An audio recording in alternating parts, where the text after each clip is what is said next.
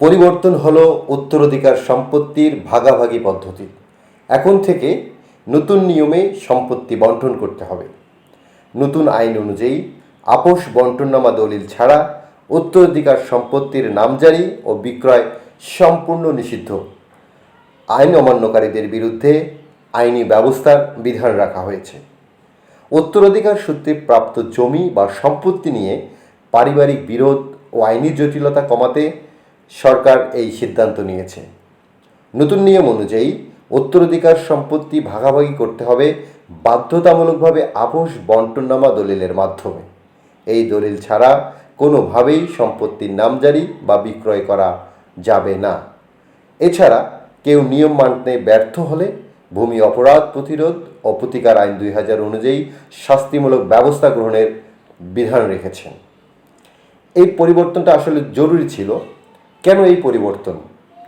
বাংলাদেশের উত্তরাধিকার সম্পত্তি নিয়ে ভাই বোন আত্মীয় স্বজনদের মধ্যে ঝগড়া মামলার ঘটনা নতুন নয়। এই নিয়ে প্রতিদিনেই দেশের দেওয়ানি আদালতগুলোতে নতুন নতুন মামলা যুক্ত হচ্ছে, যার বেশিরভাগই ভূমি মালিকানা সংক্রান্ত। 2004 সালেই আপোষ বণ্টননামা দলিল বাধ্যতামূলক করা হয়, কিন্তু বাস্তবে তার প্রভাব ছিল খুবই সীমিত। অনেকেই মৌখিকভাবে বা অরেজিস্ট্রিকৃত চুক্তির মাধ্যমে জমি ভাগ করে নেন, যা ভবিষ্যতে বড় ধরনের জটিলতা সৃষ্টি করে। এই নিয়মে যা থাকছে তা হলো উত্তরাধিকার সম্পত্তি ভাগ বণ্টন করতে হলে আবশ্যিকভাবে দলিল করতে হবে রেজিস্ট্রার অফিসে। মৌখিক বণ্টন আইনসম্মত নয় এবং তা ভবিষ্যতে দলিল সংশোধনের সুযোগ বন্ধ করে দেয়।